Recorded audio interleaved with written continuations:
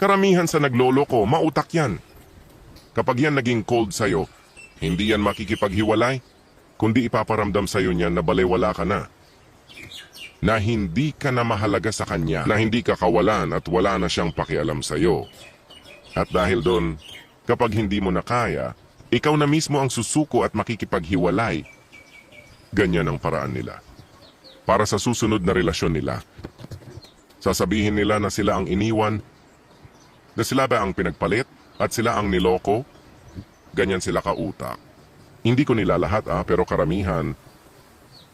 Alam mo ba, sabi nila, silent quitting daw yung isa sa pinakamahirap na paraan para mag-let go ng isang tao. Now, ano nga ba itong tinatawag nilang silent quitting? Ito yung hindi mo sasabihin na ayaw mo na, hindi mo rin sasabihin wala ka nang nararamdaman, hindi mo na siya mahal. Kumbaga, ipagpapatuloy mo pa rin kung anong meron kayo, pero unti-unti mo namang ipaparamdam sa kanya na wala na hindi na siya, na hindi na pwede. So, syempre, yung partner mo na unti-unti mong pinaparamdam sa kanya na wala na, magtataka, magdadalawang isip, iko-question niya yung sarili niya kung ano yung mali. Bakit biglang naging cold ka? Bakit biglang hindi na tinatrato ng tama? Bakit biglang naging tamad ka sa isang relationship? Where in fact, wala naman siyang ginawang masama at wala ka rin namang sinasabi sa kanya. Pero honestly, yun yung pinaka-unfair na pag-let go ng isang tao. I mean, oo, mahirap magpaalam pag hindi mo pa oras magpaalam. Ang hirap-hirap sabihin sa isang tao na hindi na kita gusto, na wala na akong nararamdaman. Pero it's always way better than treating her or him as if wala kayong pinagsamahan. And the least thing that you could do to your relationship is to be honest. Why is it so hard for you to tell someone na ayaw mo na? Instead na paasahin siya araw-araw na pwede pa, na masaya pa kayo, na baka magbago pa, na baka masolve pa. When in reality, wala na talaga at ayaw mo na.